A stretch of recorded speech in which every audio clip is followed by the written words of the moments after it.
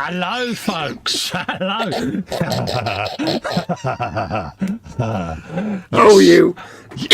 Yes, folks. Hello, hello, hello, hello. Welcome to Workbench Live with me, Colin, Festa 67's workshop from eModels. Yes, and him. Hello. Yeah, what are we calling you now? Because I've got another banner to change now, haven't I? Because you're no longer using Model Making Guru. So I've got to change that as well now. Oh, yeah, because it was down there, isn't it? I've just noticed, yeah. Oh, yeah. Just when I thought I had done every thumbnail and PJ would be proud of me, you've got to let me down again. Yeah. It's me. Yeah. I know. But it's like I say, I've got that much artwork with your stuff on it. It's like... Anyway, I'll change that one ready for next week's show. Oh, things I have to do. I don't know. Can't get the stuff. Anyway, that's enough of that. Welcome. Don't forget, folks, this is a show for eModels, your one-stop shop for all your model making needs. All of them. So if we could just keep it family friendly and not watch other retailers, that would be mint. Talking of the groovy gang, in the chat we got myself and the GNU saying hello to everyone. Hello. We've got Athol McNichol is in, says hi Colin and Fox. Trust you are both well. I've literally been downstairs for about 8 minutes, mate, because I've been a bit poorly bad the last 48 hours. So Yeah, not been good, have you? yeah, not been great. So that's enough of that anyway. People don't need to know. No. But Sophie says hi Festa Foxx and Athol. Hey, Sophie. Athol says hi, Sophie. I'm saying hello to our old Sophie. When Nightsing is in, says good evening, Festa Foxx and the chat. Hello, mate. How you doing? Hello. Lovely to see you, mate. Yeah. Jeff Light is in. He says hi, Cole, Fox, and all in chat. Yes, folks. Jeff is in, and big hugs to Maggie and the eagle-eyed people out there. Might not have noticed, but watch Festa as I'm talking, just saying. Erwin says hi. Atoll says hi, Jeff and Maggie. PJ is in, saying hi, Colin, Fox, and everyone in the chat. Hello, PJ. Hello. Athol says, PJ, fit like loon. Bobbins is in, saying hello. And Athol is in, saying hello to Bobbins. Yes, hello, Bobbins. Bobbins. So, anyway, mate, how's you? And how's my mum? I'm fine, but that's all you care about. In terms of that, Mama Wolf, of course, is the bit you care about. She's fine, and she says to you personally, big hugs and a kiss. Oh, I'm all loved up. I got a mama kiss. You have, but there's probably a bit of like cucumber from a Subway in there, so just be careful. No, she's fine. She's absolutely fine. She's sat downstairs watching. I'm not sure what she's watching at the minute and reading her iPad. Bless. Her big thing now on the iPad. Yeah. She used to watch shouty like reaction videos and stuff. Now her big thing is watching a Korean couple eat noodles very loudly. Mate, you want to get her on the Farrier channel, mate, watching them big old Shire horses getting shot. ASMR, mate. It's got to be on Facebook, you see. So it's everything she uses. So, yeah, but... I'll see if I can steer her that way. Yeah, it's got to be done, mate. Got to be done. Well, big hugs and big kisses back to mum. Don't forget, folks, links to everything that we're doing kit-wise, everything that's involved in this and what Fox is doing, that's all in the description below the video there. So if you want to have a looky, kids, there are links to everything. Some of it's out of stock. I've been asked about the pipes and the pigeons multiple times. The UK importer's out of stock, so, so I can't get them. But I have managed to source a file of pipes that I'm going to rescale to fit what I'm doing, and there's some other diorama goodies that are going in that I'm not going to tell you about until they're printed and painted. Yeah, pipes and tubes. The ones me and you was talking about the other night. You know the ones. Oh yes. Oh yes. So yes. So I'm carrying on, just putting another layer of agrax on these cobbles. I'm finally going to get round to painting the steel work on my staircase because I got ahead of myself and I mounted it And, well, I stuck it on the wall, should I say. And I looked at it the other day and I thought, I haven't painted that, have I? Well, Because the thing is, it's grey, and it's probably in real life it would be grey. So you're like, yeah, so that'll be having a bit of lead belch and then a bit of agrax on the railings. I still haven't decided about the door at the moment. It's au naturel. I might go over it with another wash of a thinned down colour. So we'll see about that. What have we got going on in the chat? Everyone's saying hello to each other there. PJ says, Atoll fit like a loan. Yeah, bless him, he's all right. Big hugs to Maggie in case I forgot.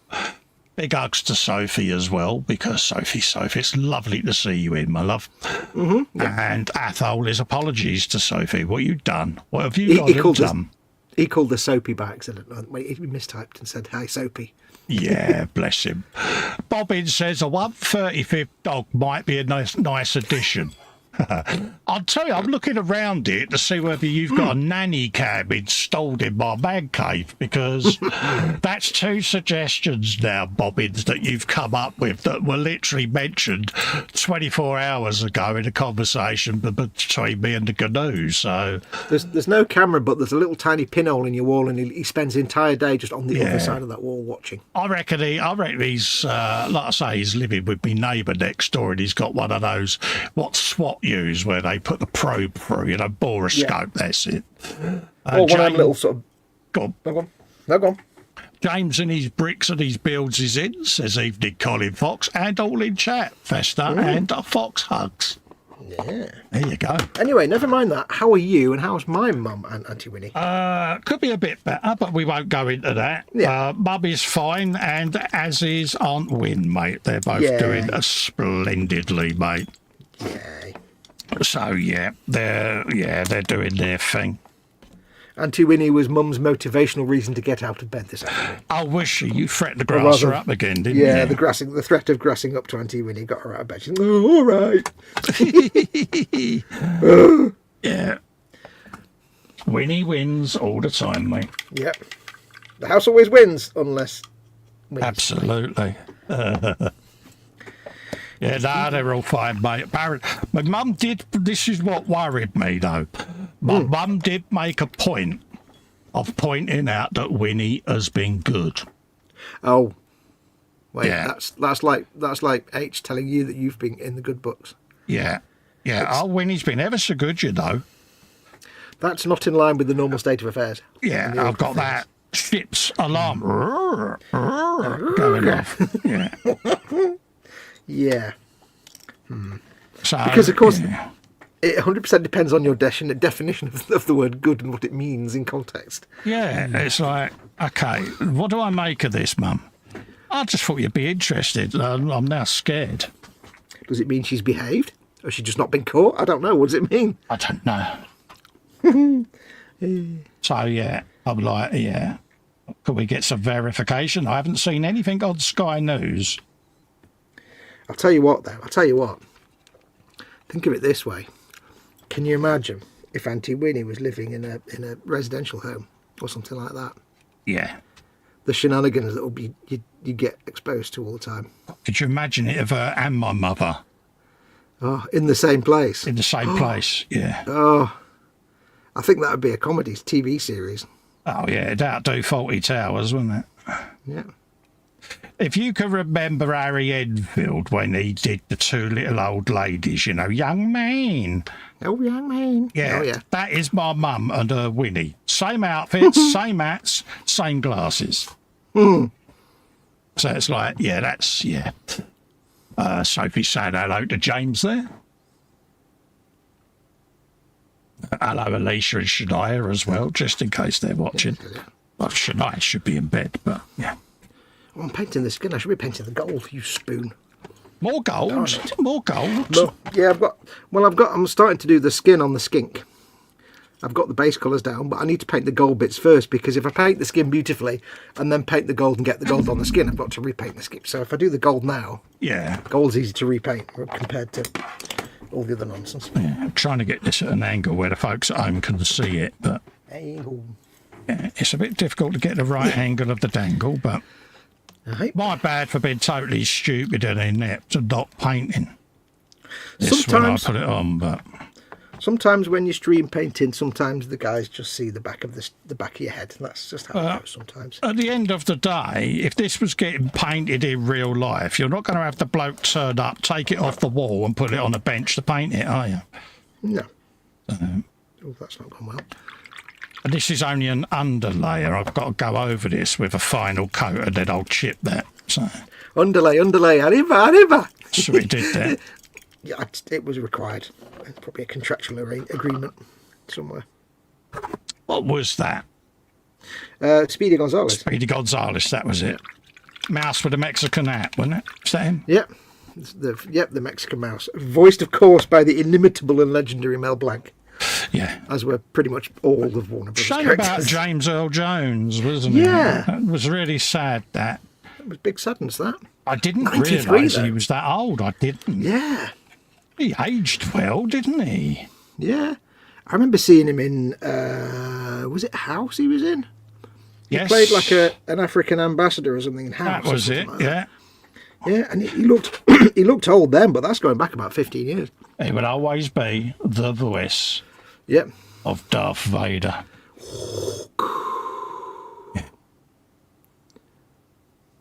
Pray I do not alter it again. That was not a good impression. Yeah, we all do it. How many of you do this? You're sitting there, you get the lacquer paints out and you put your 3M respirator on. How many of you go, "So, Master Luke, we meet again"? Yeah. All of them. No, I am your father. My missus will go. You can hear me missus go, "The old man's painting. He's doing Darth Vader again." Yep. Well, the only two things you can do when you got a mask on are Bane or Darth Vader, and Bane's rubbish, so nobody should do Bane. Yeah, I've done Bane, yeah. Because Bane's just rubbish. Yeah, you're not a fan of Bane, are you? I'm not a fan of any of those three Batman movies. I've watched them all, and I've got no idea what they're about, because everybody was just going... Flubbity flum, flum, flum, and flum, wasn't it? There was it's been a long time since I've seen it, but there was a guy on YouTube who did like spoof videos, and when the first Dark Knight movie came out, he did this spoof video, like Batman, the bit where Batman's interrogating the Joker, All right, yeah. and and he's like saying, where are they, and he's like, so he does his Batman voice like, "Whoa," but he's doing it like in the film, so he's just going, and the Joker's just sitting there and he's going, literally can't tell a word you're saying. Oh, brilliant. And he's like, and he says, no, use the words, literally use the words. So Yeah. Batman punches him and he says, no, you're using punching. I'm getting that, but don't use punching, use words. Batman's just... I would I'm love like, to see the outtakes Oh, yeah. where they they corpse and that, because there's got to be some massive outtake moments in them films. You can't film them entire series where someone suddenly breaks character. Oh, there'll be loads of them. I will give him credit for casting Heath Ledger as the Joker, because I thought that was a very good version of the Joker. Yeah, I think he nailed it, didn't he? Yeah, I mean, the beauty of the Joker is that it's kind of... It appears the way he does in the comics, but he's varied enough over time and over the years that an actor can kind of play the Joker however they want, as long as they're insane. Yes. So it's one of those characters that the actor can really make their own, and I thought he did a very good job Absolutely. of the Joker. Yeah, he did put a very dark, sinister take to it, didn't he? But Yeah, like being Jack a Nicholson method was. actor, yeah. Oh yeah, Jack Nicholson was the kind of, light-hearted, almost comic version or comic vision, comic book. Yeah, it was almost silly like a comic book. modern Caesar Romero style, wasn't it? Yeah. I think Joaquin Phoenix, when he did his, I think he was pretty good as well. It's Oh wait. You mean in Joker? I've not seen that. yeah. That's completely serious, that one, isn't it? Yeah, he kind of brought a totally different take to it, because at first I didn't think I would like it, because I am quite biased with Ledger's Joker, And I thought, no, I'll watch it. And I must admit, yeah, it was totally different, but it worked.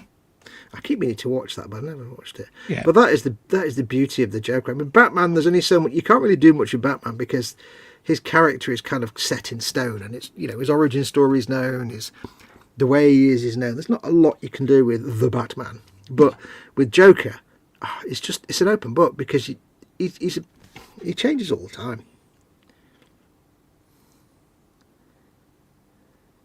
Don't forget, folks, bench, belly, beverage, biscuit and baboon. Yeah.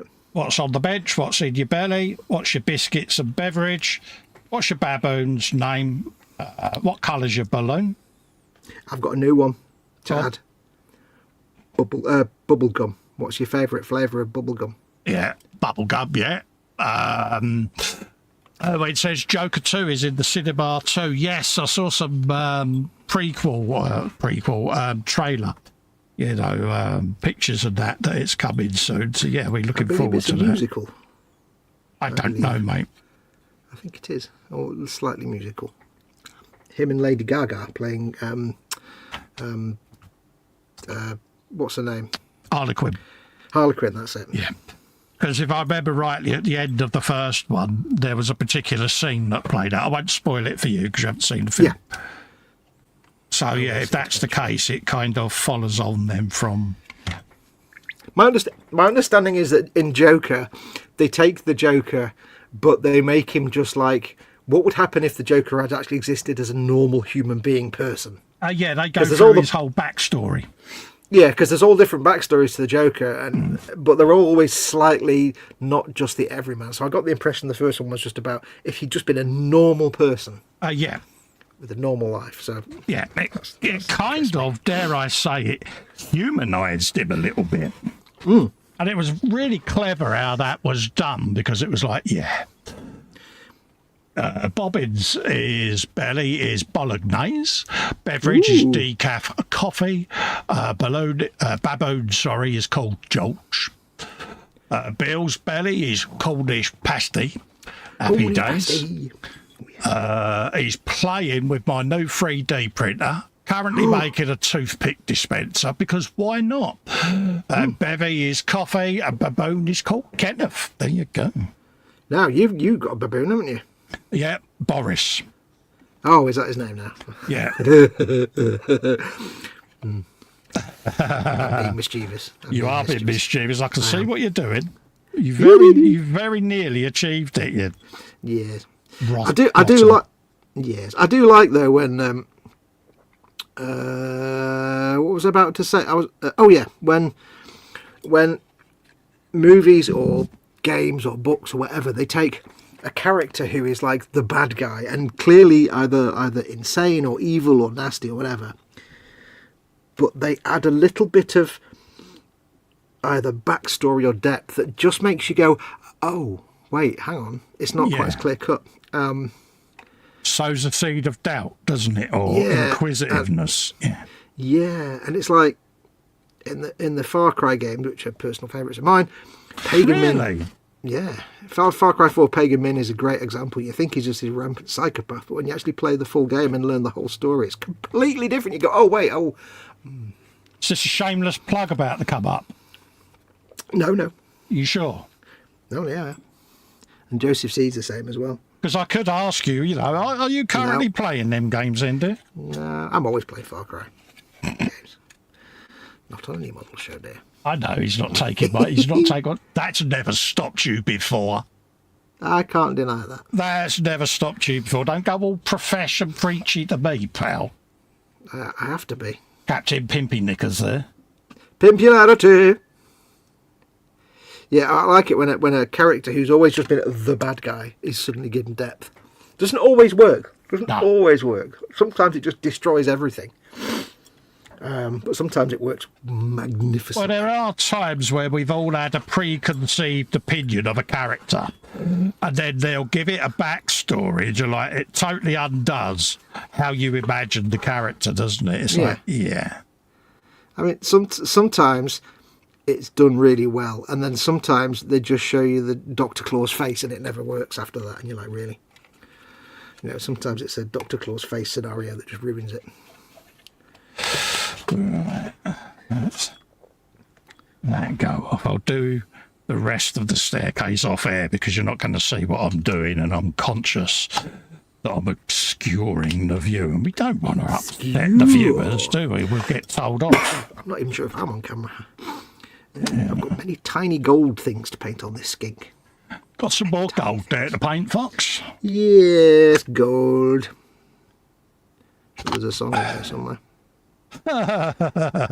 See what you did there. I've now got this image of you standing there as the top of the pops dancer going, gold, with your white gloves on. With the jacket sleeves rolled up and a flick. Yeah, that's it. Yeah, good old curtain part here, though. And maybe a Korg synthesizer not plugged into anything, but strangely still producing sound. Funny that, isn't it? Some witchcraft, isn't it? Do you remember? I used to like the ones where the drummer was playing the drums, but he's doing this. He's about 6 foot from the drum. It's like... Yeah. Liam Gallagher did one. Oasis did the top of the pops of Don't Look Back in Anger. Yeah. And it's, they're doing it live, and Noel's giving it the beans, all the guitars unplugged, and you got Liam sitting behind the grand piano trying to play the piano, but he's deliberately got the keyboard covered down, and he's just sitting there doing this. Nice. Yeah. So, I found it quite entertaining. So, what was I thinking? Agrax. You're always thinking Agrax. And this is a 50-50 watered down variant, this, because I'm glazing over the cobbles. Because they cobble. And muscles alive. Absolutely. If you spend your days thinking about Agrax, you're doing it right. Exactly that, mate. Always Apple has got a belly for us.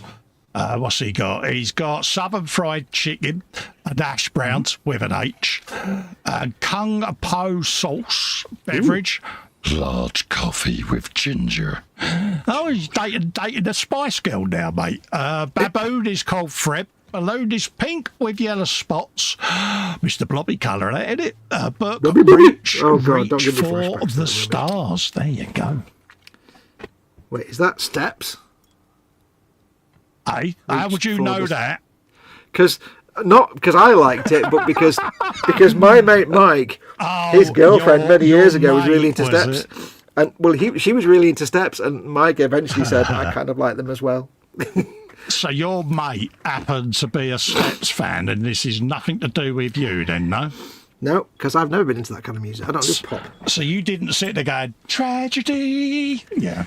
No, I just sat there going, please, can I stop having this drivel put into my ears? Yeah, of course you did. I bet you've got a Steps sticker book, you've got a mug, your bum bought you the Steps duvet set. Yeah, I know this. Just because you've got deep scars from your Bay City roller fandom days. Mate, my sister was a Bay City roller fan, and Wilma was an Osmonds fan.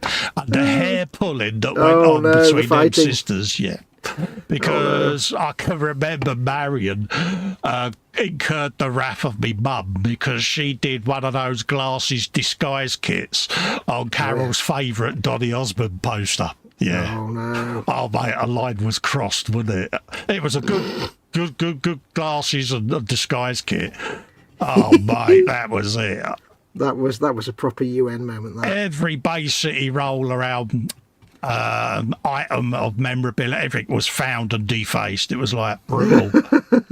Absolutely brutal. I swear blind when Wilbur was swinging the tartan scarf, it was still wrapped round Mal's wrist. Yeah. You know, I can only be glad that your family never got involved in the ice cream trade.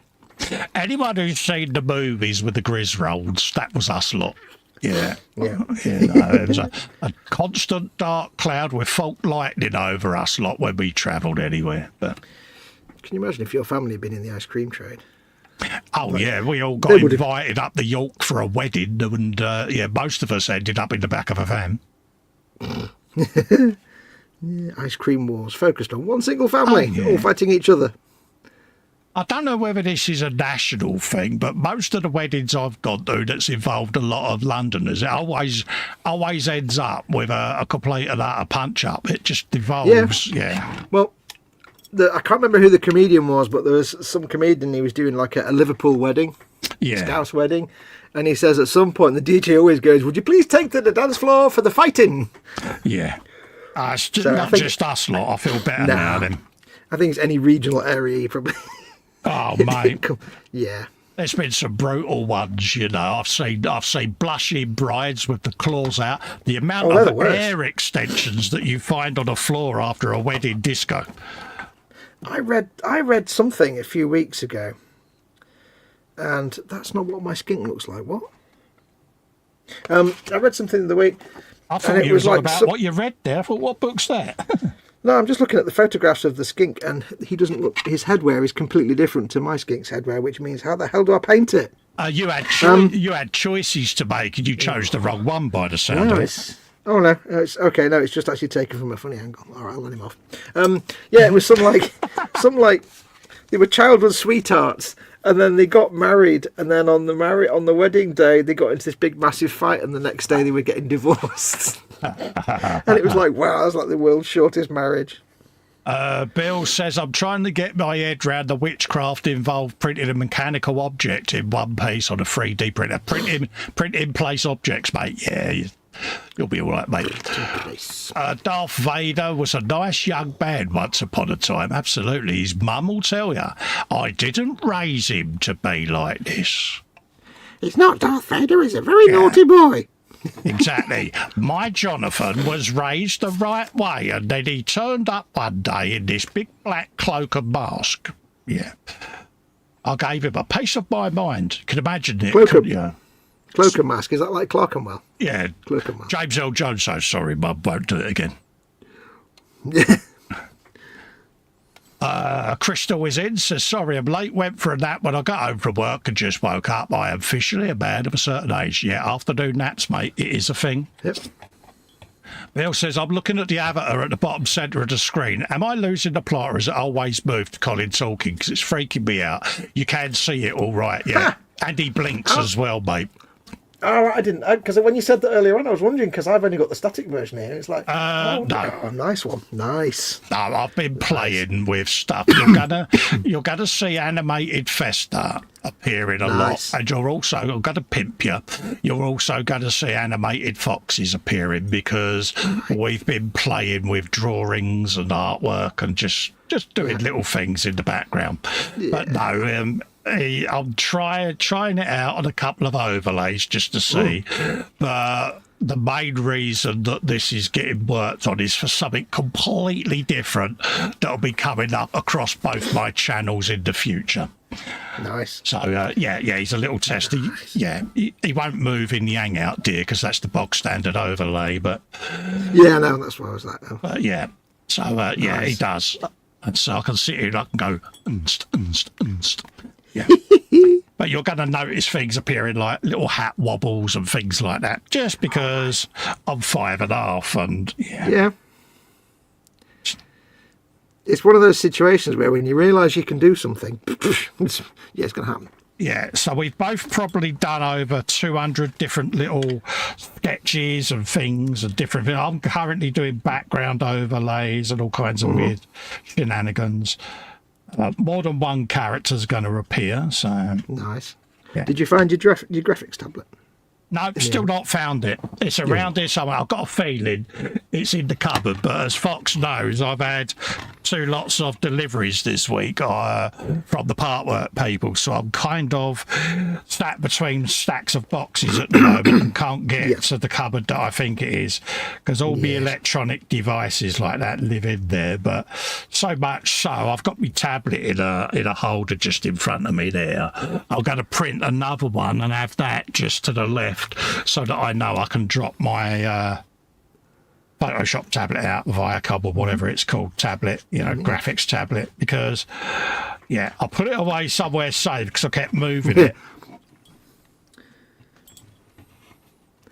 You know how it goes, folks. We all forget that safe place. The eternal male safe place. With the amount of artwork that I've got lined up for Photoshop, excuse me, I am going to need her. So... And I'm not buying another one, not when I've already got one. No.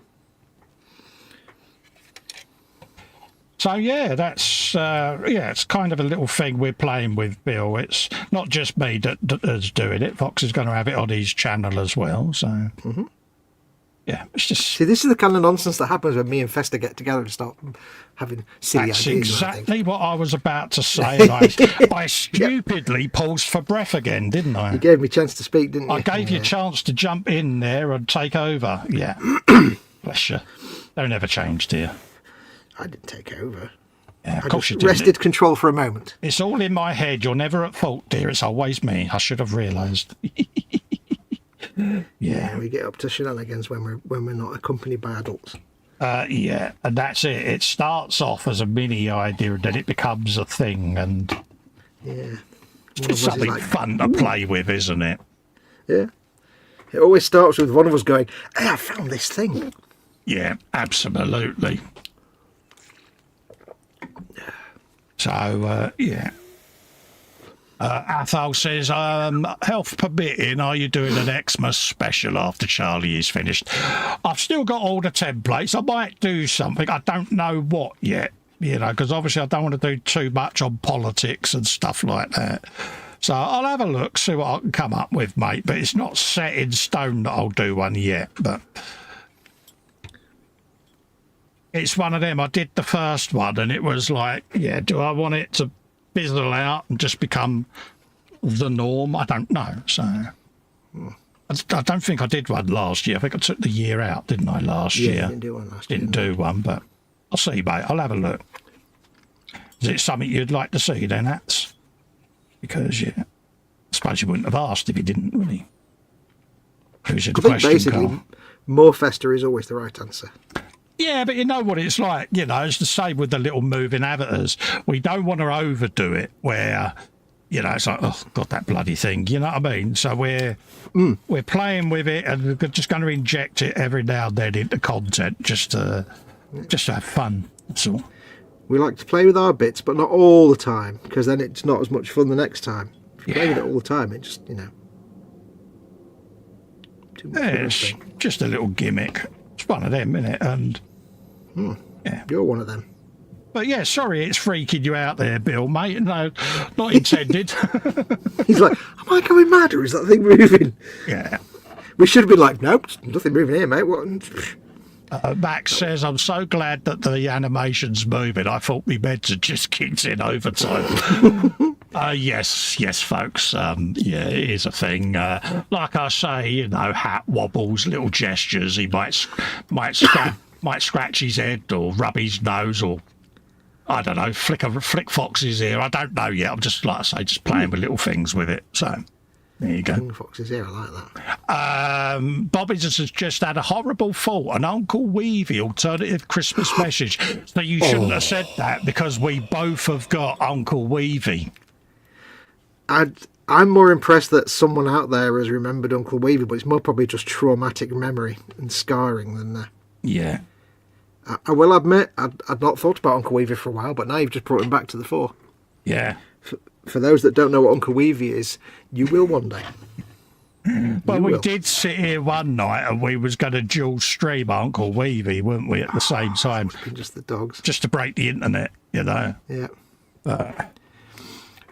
See, I've got a cunning idea now, see? That's it. It's sown the seed now. Well, the funny thing is with Uncle Weevy, the guy that actually created it, I'm under strict request from him to actually let him know when we stream it. Because I said, can I do this? And he went, oh, God, please, that'd be brilliant. Let me know when you do it. Yeah, when we do the dual stream, yeah, let him know, because he'll be so made up, bless him. Oh, yeah. I was playing it in the lounge on the big telly, and the missus like, what on earth have you got there? And I went, Uncle Weevy. She went, I need to ring that special number, don't I, on the back of the hospital card. I was like, oh, this the Weevy. And do you know what I come back with? Go on. Fox gave it to me, so don't blame the well-spoken man. But for once it was my fault. But the best thing is, Uncle Wee's great if you need to get rid of unwanted relatives in the house. Absolutely. Old D is in, says, good evening, folks. I am knee-deep in sprues at the moment. Don't know about you guys, but the undergated kits seem to be a bit quicker to denub. Yeah, undergated is the way forward. I have noticed several kit manufacturers lately have really given a lot of thought to how the stuff is on the sprues. So, yeah, props to them.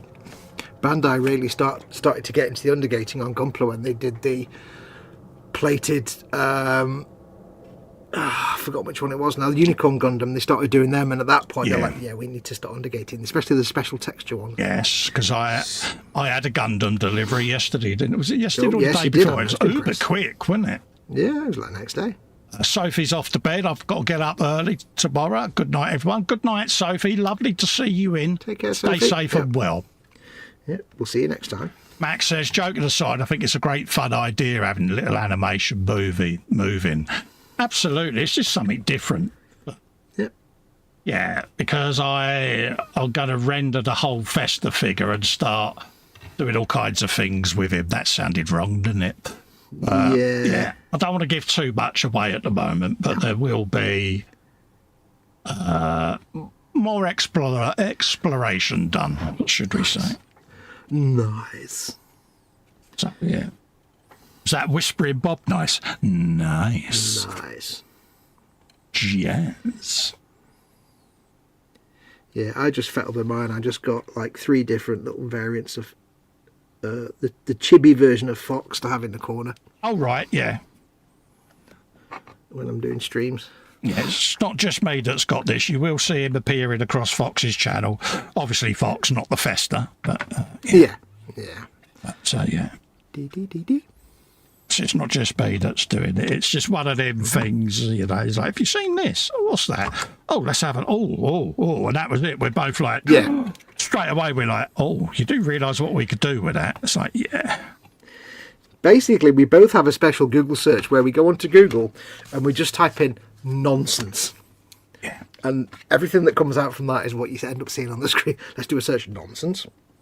Yeah, so I've had a couple of nights where I couldn't sleep, so I was upstairs with a MacBook out, coming up with all different little Festas, and I've broken the character down into all these component parts, right down to clothing layers and all sorts. So Yeah, I think you've probably gone further than I did. yeah, I've cool. kind of gone into different characters he can play and things like that. Yeah. And it's, yeah, so I've just been really filling up loads of folders with different overlays that can be applied to him. So, Nice.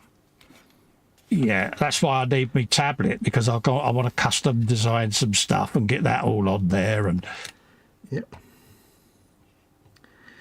On mine, I've animated his tail a little bit, and I wanted to make his little quiff animator as well, but I couldn't figure out the rotation for that. It didn't look good, so I just abandoned that idea. yeah. And his eyes blink and stuff, and his mouth moves. Nice. When I do me hat wobble, I'll take a video of it and show you what I'm doing. Oh yeah. Because, yeah, Dee. it's quite sad, I know, but hey, you know, it's just a bit I of know, fun. it's fun. Because it's like, yeah, it's just good nonsense. It's good fun. You know, so like I say, all the overlays for all my live streams, little Talking Festa is there somewhere.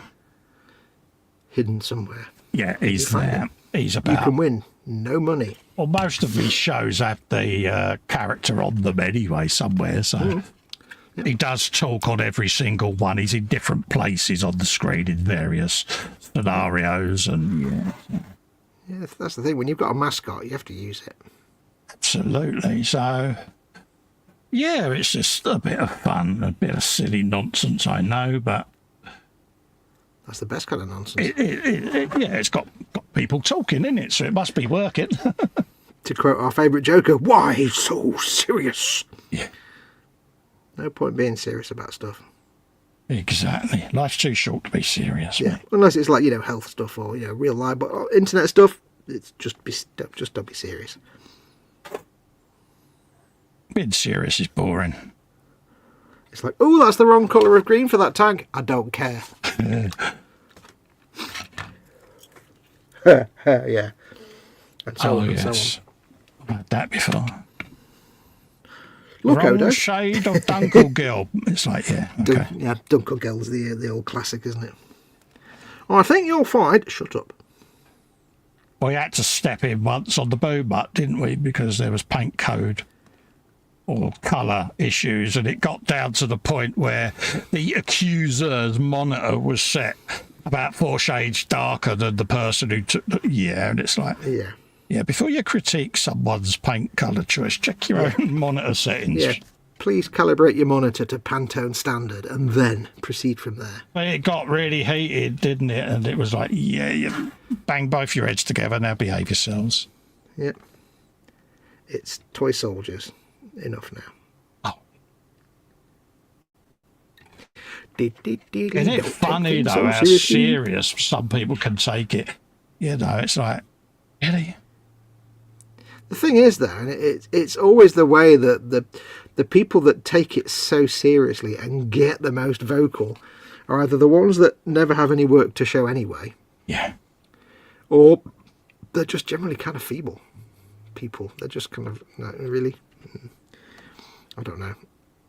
I've never got it because I'm always, life's too short. Come on, look, we're building models. We're not, you know, resolving world peace or ending starvation, you know, and anything that is, I think, Nobel Prize worthy. And yet people want to... I've seen it before. I remember one famous one where, you know, it was, let's meet in the motorway services and straighten this argument out. And I'm like, they want a couple of fisty pops over a plastic kit. I found it baffling. Yeah. It's like, you do know you're just making toy soldiers and it's not serious at all. Yeah. It's funny. It's those people that, like so many things in life, the kind of people that do that kind of rivet counting, they always are the very courteous ones that very nicely make themselves very obvious so you can ignore them and remove them from any groups. They always make it so easy to find them because they just shout out it all the time. I always go back to I nearly named it then. There was a particular model club back in the day where you used to go to different boroughs. You know, this particular borough had a model club, so you'd go to their porter cabin, then they would come to yours, and then you'd all go to someone else's, and over a period of time there was a bit of resentment building between two modelling clubs, and it was over model railway layouts, because they was alleging that whenever this particular club visited, they always found damage on their dio after they had left. Oh yeah. So this bloke took the law into his own hands, so to speak, and walked over and squashed one of the buildings and pinched the tree. And they ended up in the car park having a proper rumble. And it's like, why? What's this all about? Yeah. And it was like, really? So when I stopped building like that at clubs because the boys were born and you know, your real life priorities change whilst you're bringing your children up, I had forgotten about all of that. And then when I came back to the hobby, obviously you've got StreamYard or Google Hangouts on there at the time, wasn't it? And, you know, it was all done in groups and you did Hangouts, and that was all new to me. But what surprised me is some of them old habits of rivalries were still prevalent. And I thought it would have changed, but then keyboard warriorism is a thing now, isn't it? Yeah. I heard today the most wonderful phrase, internet balls. Oh, right, yeah. As in, you know, yeah, as in that's what you grow when you get on the internet behind a keyboard and nobody can get to you. You can say what you want. Yeah. Yeah. But they're restricted to the internet. But it's like, funnily enough, you're not wrong. Yeah, it is strange. It's a shame because I often think of it this way. If you're new to the hobby and you're just breaking ground and trying to learn, and you're in groups and you're just asking polite, pertinent questions, and someone will say, "Oh, put a picture up of what you're building." So they innocently will put a picture up, and then it gets slam dunk rivet counted straight away, and it's like the person's just said that it's their first ever kit. You know, why go after them like that? You could you put them off for life. Yeah, you just completely destroyed the motivation. And you always get that one person. I noticed it, and I felt I had to say something. Yeah, I felt compelled, really. Yeah, and you're like, okay, so do I now need to proof shoot everything, send you the photographs before I post it because you're that important? I've had a lot of that where they go, yeah, I did notice this, and I couldn't help but have to reach out and tell you that you've painted the tyre rim the wrong colour rubber. It's like, really? That's why I did the rusty Corvette. Yeah. Do you remember that one? Because this particular group that I was in had a few of these types of people in it. And I won a build or a kit, didn't I, on eModels, along with the rusting book. So, of course, the kit I won was the fiberglass Corvette, as we all know. And I thought, I've got to rust it and try these techniques out, because I know if I post it in this group, they're going to go ballistic. Yeah. Dude, the blowback, me and you were sitting there creasing up at some of the comments I got, weren't we? It was so good. It was so good. It was brutal. And we were just sitting there doing the reeling in movement. Yeah. Yeah, and it was like, you do realise Corvettes were... No, I didn't know. Didn't know that. Oh, thanks for that. Yeah, you need to change this. Well, I'm not going to now. Why? Because it's kind of annoyed you. I thought all cars were made of, like, just actual iron. Yeah. But they never told me on the box. Yeah. Oh, mate, the hatred that came my way, it was, And it happened again, didn't it, with the Formula One build, with the Nigel Mansell's Ferrari painted as it and said as McLaren. It was like,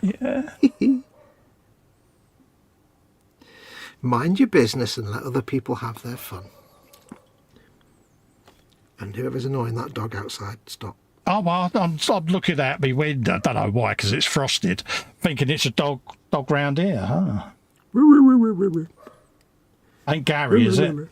No, come on, no, he'd just be going, Ngh. Gary just be making sulky teenager noises. Yeah, Gary's my bloodhound in Hunt the Cold of the Wild. We had an Xbox hangout recently, didn't we? And I could hear him sniggering, and I'm like, what is he laughing at? So I said, what are you laughing at? He said, you talking to that bloody dog. He said, you're mad. He said, I so wish you would hit the live button. He said, because, It's like, he has, this is, the game it's a hunting simulation game. You play a hunter. You have to hunt animals. It's an American hunting simulator game. The entire point is to be a hunter and be the best hunter and win things and do all. And that's the entire point of the game. But what Festa does is he spends an hour stressing because his dog is grumpy because he's been abandoned for a week and not been played with. Yeah. So it's like he gets more stressed out by the dog in that game than he would an actual real dog in real life. I tried to test like, the game engine. I actually pointed my loaded rifle at him, didn't I? And he's always getting stink eye. You can't shoot Gary. No. Let's have a swig of drink, actually.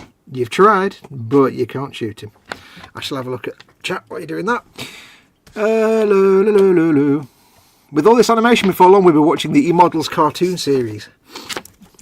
Yeah, we could do that. Whenever we do Face the Cam eModels show, we could just do our cartoons, couldn't we? Well, what we can do is, you see, because eModels are so successful, we can actually ask Pete Mate to build a whole animation rig, so we can just sit there and talk, and it will send off all our data, and then it will animate it like the live Homer Simpson thing they did years ago. If my internet's a bit balky, it's because we've got a really heavy-duty storm going on at the moment, so hopefully we're still transmitting. Yeah. But... So if we did an animated one, I'd be obviously the little fox character. I assume you'd be your Festa thing. I'm guessing Chris would be some kind of chibi Pikachu type nonsense. Just make sure we're still going out on YouTube. Still going? Yeah, I think we are. Yeah, nobody said it's fallen over. So, fingers crossed. Yeah. Let's go back to Sophie Love. Oh, we've done that one. Actually recorded a video, says Bill, today, setting up the printer, and hopefully there'll be enough left after the naughty words are cut. My mojo for YouTube is starting to come back slowly but surely. Earl D says, I had a dude who got really critical about my decals not being asymmetrical. Comment went something like, the paint job is okay, but your decals don't match. They need to be symmetrical. He messaged me about 10 times. Just block. If it counted on my AT-AT, do you remember that? Yeah, the JCB AT-AT. It's like, yeah. Do know Was it what JCB or Caterpillar? it's Caterpillar. It's the cat. It was the CAT, cat. wasn't it? That was the joke, yeah. And I got rivet counted on it. It's like, yeah, you do know the meaning of the phrase "what if," but yeah. Yeah. It's like, really? Some people have no sense of humour or imagination. Right, let's have a look. Go on. Bill says there's no room on the internet for bullying except for anyone who's ever done a TikTok dance. You brought it on yourself. Yeah, pretty much. Unless it's a soldier, in which case, yeah, you don't bully soldiers. Is that why that happened? Damn, I thought I got away with it. Proper got into that as well. Had the hot pants on the lot. Yeah, Athol says, I was posted on Phil Shaw my orc trike and someone came back and told me the orc skin was not properly shown. So I answered and told him it was my model, my representation. Yeah, when I paint orcs... Hold up a minute, says the bloke who rivet counted me for ammo cannon carriers on the insane blade. Who, me? Athol. Oh, that's right. Oh, God, yeah. Where's the ammo loaders? It's like, yeah, see that big door? Yeah. Yeah, it's a Beyblade. Yeah, when I paint orcs, I don't do the bright greens colour scheme that's the standard colour. I do like a more muted green, a bit like that, because I just prefer it. That's my kind of orc colour. And people, it's not the right colour. I'm like, I don't care. Yeah, it's not bothered. Show me on this diagram where I actually care. I had to clean that one up quite significantly there. You did? I did very well thinking on the fly. I'm really impressed with how you cleaned that up, to be quite honest with you. Crystal Tips says, I got back into Hunter the other day after a break and spent 50 minutes playing and petting my Labrador Paddy. And Lindsay's Builds is in and says, hello people. Hello, Lindsay. Hello, Lindsay. How are you? Lovely to see You okay if I go and swatch my water out? Yeah, do what you got to do, mate. Cool. Won't be a sec. Yeah, I'm only shaking me little pot of blue that I've got left over from Ringo. So You like to shake it. Come and get your water. I couldn't resist that joke. They say never work with animals and children. Yeah. Right. Now, do I like that colour or not?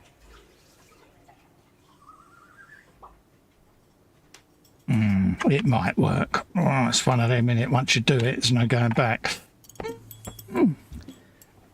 I'll think about it. I'll think about it before I go to apply it. Shove that over there. That's what I used to paint Ringo. It's a really thin, washed down blue, but I'm a bit of darring about the door still at the moment, so I don't know. Right. What have we got? It looks like a TARDIS door. Oh, cheers, Hercule. Yeah, it's got a very TARDIS-y look to it. That pattern of it. So we've done that. I've got to print out all of those. Pipes, lamppost, and the other detritus. So I know that. I'm happy with that. That was it. Bricks. Do I use that one? Yeah. Let's use the watered down one and get my disposable brush out that I'm still using. Yeah, you're one of 500 that you're still on the first one. I know it is. Yeah. Yeah, exactly the same here, buddy. I very nearly threw it away the other day. And I thought I just can't bring myself to do it. No, it's still got a valid point on it. It'd be sacrilege to do that. Yeah. Crystal says, I just thought of something you could add to the dio. A dog taking a piddle on the steps. Absolutely. Bear in mind, yeah. It is going to eModels under their counter, yeah. So, yeah. Yeah, can't get too carried away. Athol says, very sorry for reminding me of that instant goal when I was but a man knowing no better. Absolutely, mate, but yeah. One of them, as I always say, you know, it's whatever. One of them. I'm just painting some skin highlights on the skink. Bring the highlights back up. Let's bring a little bit. You probably can't see it. Down there. Tinsy wincy bit of that, and just drop a little bit of agrax in the cracks on that wall. Tinsy wincy spider. Yeah. I can't remember whether I sat and varnished this or not. I know I was going to, so I'm just going to resat and varnish it after the show so that I know it's done, and then I'll put a post-it note on it, varnished. Because I can't wash the posters yet, because I don't want the agrax to soak in and stain them too much. No. Yeah, because if they're just bare paper, are they decals or paper? Paper. Yeah, it'd just be a mess. Yeah, I didn't see the point of doing them as decals when I wanted folded edges and the poster peeling off the wall type of thing and tears in it and things. Good fun doing this paper, isn't it? It's really quite good fun. Yeah, but yeah. So I'll do that after the show tonight. I've got me gloss gun to one side there. Now that it's been taken apart, cleaned and put back together. Mm-hmm. Have you done yours yet? Not yet. Not yet. It will make it so much easier. But I will do now that I've got that handy dandy guide filmed by someone not far from this street. Someone filmed it, didn't they? I don't know who. Some irritating bloke. I don't think he's got a mullet anymore, though. He had one way back when. Well, I can't tell because he wears this silly hat, so... Yeah. My missus still calls me mullet, man. I think it's valid. Yeah. If I get too carried away, she's like, "Oh yeah, mullet, man." And both my lads used to look round and go, "Hold up a minute, mullet." He didn't. Wait a minute. Yeah, he did. Yeah, mullet was said. Wait a minute. Wait a minute. I'll be back in a sec. She goes to get the album from wherever she keeps it, and I've had the house upside down. It appears. Look at that. This was your dad's Don Johnson. Look, it's like, thanks for this, love. And you think she hasn't got backups in other places as well as online? She ain't. You know, she's got backups where they need to be. Oh, I reckon she's digitised it, mate. Oh God, yeah. It's her ammo. She's got an envelope secured with your family solicitors.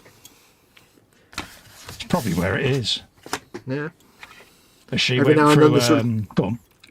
I was going every Christmas party, the solicitors get round and say, "Right, let's open this envelope." It's always a good laugh for the new staff.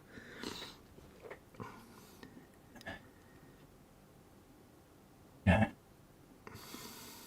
little bit of that in there. A little bit of that. So all I'm doing is just painting the highlights on the muscles in Fenrisian grey. Bill says the album of shame. It is, mate. Philly says, I once had a disposable Warhammer starter brush from the magazines that lasted a year somehow. I have still, in one of my drawers, got one of the double-ended Umbro ones that used to come with the little sets. And I've got a drawer up there that's got the little, what's his names in it? Get one out. Them little bad boys. Do you remember them? Used to come with the kits. Oh, God. Yeah. Still got a load of them. You look at them and just think, I could feel my soul running out of my body. Well, I did a buddy build years ago. This was with someone, and we had to use only the things that came in the starter set. Yes, I remember exactly what it was called. You remember. Yeah, you remember that. Yeah, and it was a good eye opener because when you took everyone's weathering products and detail upsets away from them but just said, build that. You can't use an airbrush. Yep. No modern pigment powders or anything like that. It's your own colour. I do believe the Greeble box wasn't allowed as well, wasn't it? We're quite strict. Whatever's in the box, and that's it. And it really did upset a few of them, didn't it, that was in it? They're proper getting the ump, weren't they? What was yours? You didn't do the Triumph Herald, did you? It was I can't remember what you did now. One of them was a Red Arrow type thing, wasn't it? One was a Triumph Herald. Yeah, we did the Red Arrow, the Beetle, and the Triumph Herald. Yeah, the Red Arrow was the worst one because you have to paint a shiny paint with the worst paint in the world. Oh, mate, it was proper the language that came out of people. And they was all serious builders, but it really got them to the point where they're like, yeah, won't ever do anything like that again. It's like... I was kind of smart because I managed to not get involved in that. You managed to dodge it. You proper wheedled your way out of it, didn't you? I think I may just have quite simply said, I have no desire to do this, otherwise I will just end up hating myself. I can't remember how I got out of it now, but It's a bit like me with getting you a shiny car. You're like, yeah, I'm not going to do it. Yeah, it'll sit on the shelf in a box. Thank you very much. I've tried guilting him, but it's a gift. You've got to build it, yeah. I'll send it for the attention of Mama Fox. I'll build it when I'm ready. I'm not going to commit to when that ready might be. Yeah, and I'll just say, Fox is getting this gift off of me and I'd like him to build it. Yeah, that wouldn't work with you. You'd still resist. Because that wouldn't work because I've got gifts off Mama Fox that I haven't even built. Yeah. She bought me that Revell container ship model. Yeah, I've got that above. Yeah, unfinished next to me Nimitz. Yeah, and I think my plan for that was to give it like rocket engines and make it like a spaceship. Yeah, I wanted to detail it and put it in a seascape, but lost the will to live after painting individual containers and decaling them. Because I used people's YouTube badges, didn't I, on each container? That's and right. Yeah. Then you get into the issue of, people that you don't hang around with anymore. Well, yeah, I started getting people going, I don't want my logo next to that person because I don't like them. So, yeah, it was like, do you know something? Yeah. Let's not do this anymore. Let's just not bother then. Deep, deep, deep, deep, deep, deep, deep.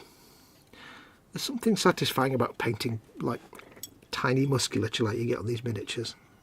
Oh, yeah, because you can propagate into all the crooks and fannies, can't you? Or nooks and crannies. Crooks and, they're all moving on. I think it's because they're so small, it makes it kind of approachable to even the most novice of painters because, like I've said before, I can't paint big figures. I've got no ability at all because I can't do the blending and stuff. It just doesn't work for me. But for little miniatures like these, they're so beautifully moulded that you're just painting the tops of lumps. Yeah. With lighter and lighter colours, and you can't. As long as you apply you can't go too wrong. Yeah. Bill says Fox only paints with gold paint now. Yeah. Yeah. He does like a bit of bling, doesn't he? He does. I ran out of red and blue. Bester as Don Johnson, says Crystal. Instead of Ferrari, he would be driving an XR3R. I had one of them. Pepper pot wheels. Oh, no, I changed the pepper pots for constant motion. Yeah. I also had the Golf convertible as well. I'm so ashamed. I had an XR2 steering wheel on my Mark II bog standard Fiesta. Yeah, but you are talking to the bloke that did have a Dilbert brush painted as the Starsky and Hutch car, so I'll give you points for that. Yeah, you get bonus points for that. Yeah, I felt no shame. I'll freely admit it. Let me ask you the important question there. For bonus points, was it a point in time when Starsky and Hutch was still popular, or was it like 20 years after? It was 1986, 87. So well after the Starchy and Husk thing. So you get extra points for complete going off on your own. And retro, mate, wasn't it? It's like, yeah. And H, it was, couldn't do us a favour, love. What's that, mate? You pick us up at Bond Close instead of in here. Why is that? Because all the girls in the office laugh at me whenever they see your car. I said, don't you like it? She said, it's the worst thing on wheels. I said, it's all right. And I exchanged it for a Mini Cooper. I got a deal on it, mate. It was like, all day long, mate. Proper old school, Mini Cooper with the Magic Wand gearbox and the little wires to open and close the doors. But it went like a rocket. That means that the person that exchanged it thought they could sell your Starchy and Husk. They was in love with it. They absolutely loved it. Oh, that is brilliant. A BBB, I was like, it's yours if I can have your Mini as a swap. Yeah, all day long. Yeah, and that was it. I'm like, I can't believe how easy that was. Right now, there's a museum somewhere where your Olymp is in there for some bizarre reason. Oh, he probably auctioned it for $500,000 or something. You never know. Or if they hadn't left the BBC, it probably would have ended up eventually appearing on an episode of Top Gear if Clarkson, Hammond and May were still there. But I'd love to think that it's still out there somewhere, but I very much doubt it. I told you about my Land Rover, didn't I? Yeah, your short wheelbase is still out there. Yeah, for those that don't know, I had a short wheelbase Land Rover for about 6 years. Favourite car in the world ever. It's the best car I've ever owned. An 88. Loved it. And some bits fell off and I had to get rid of it, unfortunately. And some guy bought it and he said he's just going to scrap it and stuff. And the next thing I know, many years later, I'm mooching around on the internet and I discovered that it had actually been featured, and I don't mean it was actually featured in an issue of Land Rover Owner magazine. Yeah. Because the person had done it up, and there it was on the front, in the centre page. I've still got the magazine. I bought it online. Did you pine? You did, didn't you? Centre page, yeah. They took the bungee sticker off the back though. It's like, really? But they still had the inclinometer that I kind of stuck to the dashboard for no reason whatsoever. Yeah. Cheap inclinometer. They didn't have the Scooby-Doo bobblehead. Yeah. But they still had the PC speakers wired up to hang in the corner of the cab. Yeah, I had the short wheelbase, but my back bed was a big welded-in A-frame with the tow hook on it, because I used to go around and rescue vehicles when we first moved down here on the Alton Road, because it was notorious in the ice. Yeah. So I just used to go one end to the other in the short wheelbase all night long, pulling cars out the ditches. And when you've got that hard way, make a little bit of cash doing that. Yeah, it broke its back in the end, and it was like, I just couldn't be bothered to weld it all up. It's like, it's made me a few quid, got me through the winter that year. I mean, what killed mine was I didn't drive a lot. I didn't drive like up and down. I did up and down the motorway a few times, but by the time it started falling apart, the engine block had started to crack for some reason. It was like 40 years old. 34. So there were little tiny cracks between the engine block, and it had it was getting to the point where that engine was no longer useful. And then the bit that broke the camel's back was I got to the end of our road and the differential just fell out onto the floor. It was like, oh. Yeah, that's not going to buff out, Fox, is it? No. And it was like, luckily I was able to just roll it onto the pavement off the road, otherwise it would have just been sat in the middle of a junction. And I was like, I guess I'd better phone a man to come pick it up.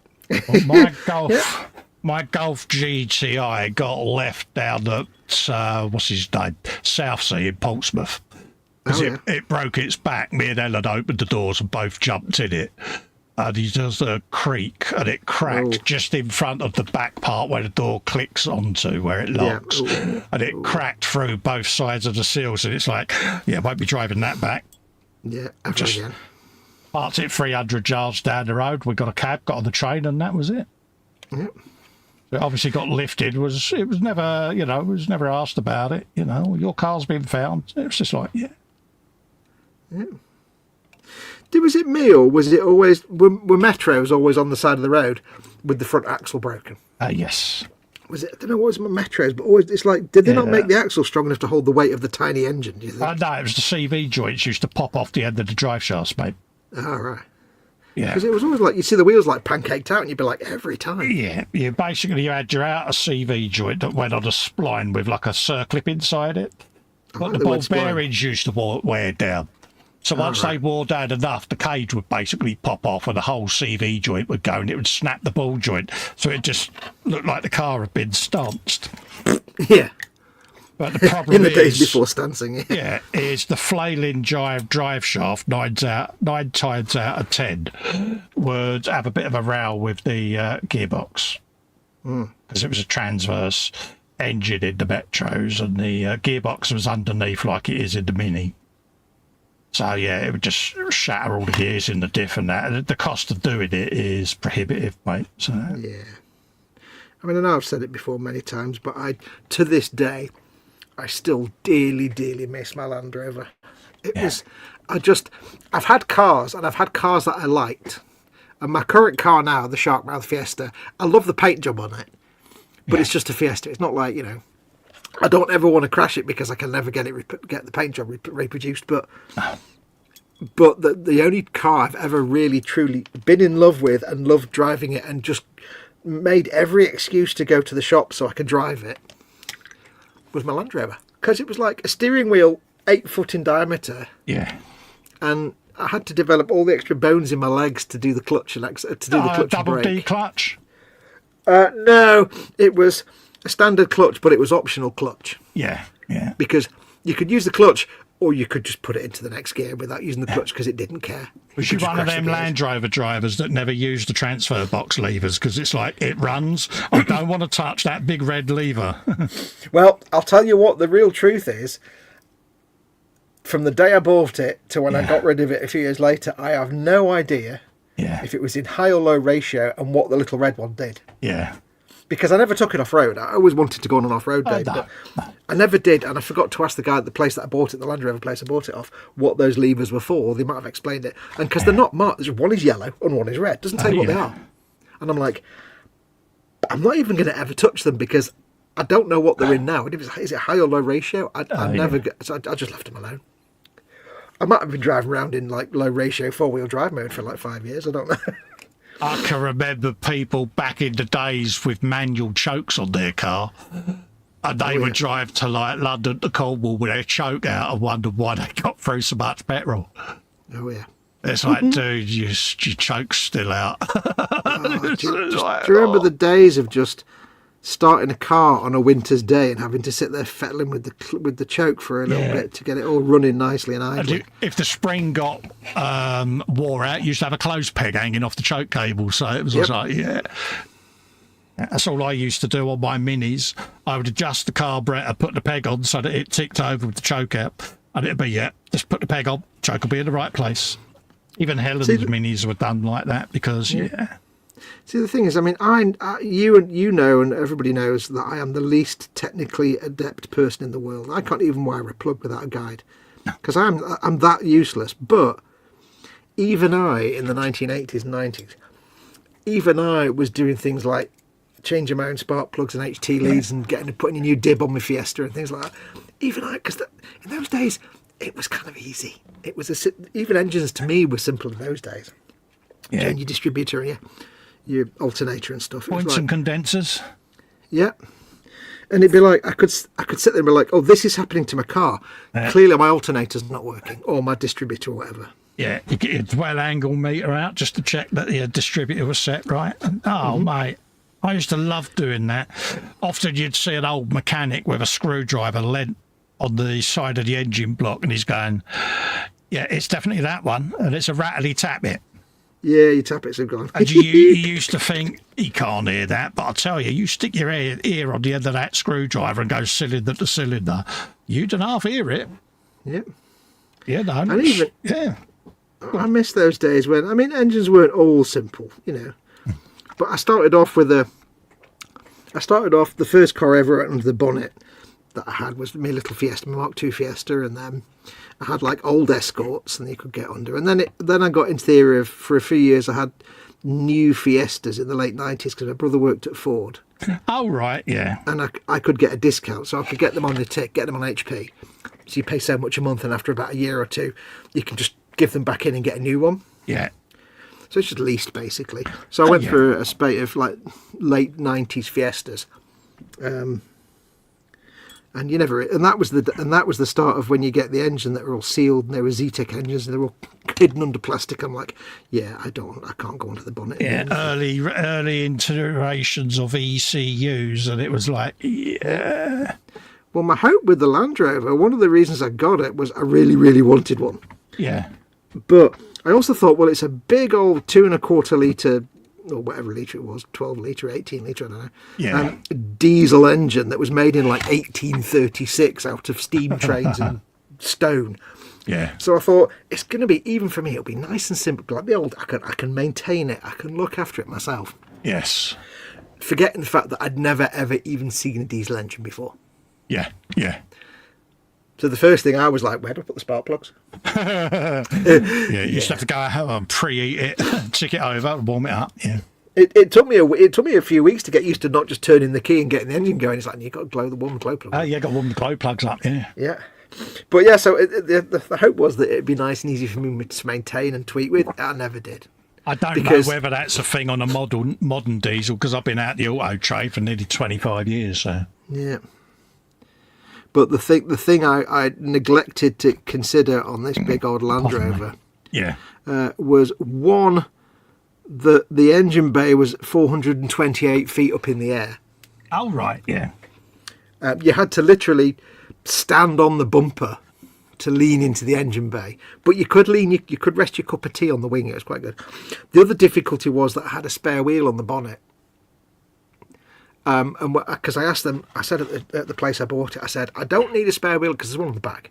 So I don't need an actual spare wheel. Give me just a crappy old wheel that's never going to be used. I'll buy it for £5. Yeah. And stick it on because I want a wheel on the bonnet. It's not going to be used as a spare. So they put this knackered old thing on the bonnet. They attached it so firmly I couldn't get it off. Yeah. So basically, every time I open that bonnet, bearing in mind you've got, how can I explain this? If you've never seen Land Rover, imagine that's the bonnet, right? It's made of aluminium about that thick. Yeah. Moulded into the bonnet. You lift it up, and there's a little tiny arm that's literally 2 strips of steel, maybe, with a gap in it to lock it up. Yeah.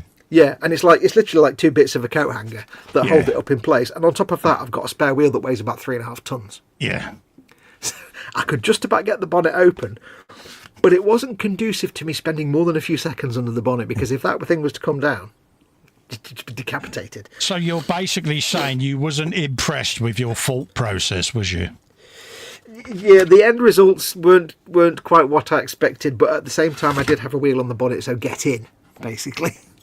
Yeah, there is that. I can't maintain it, but I've got a wheel on the bonnet. Get in. Yeah, I'll give you that.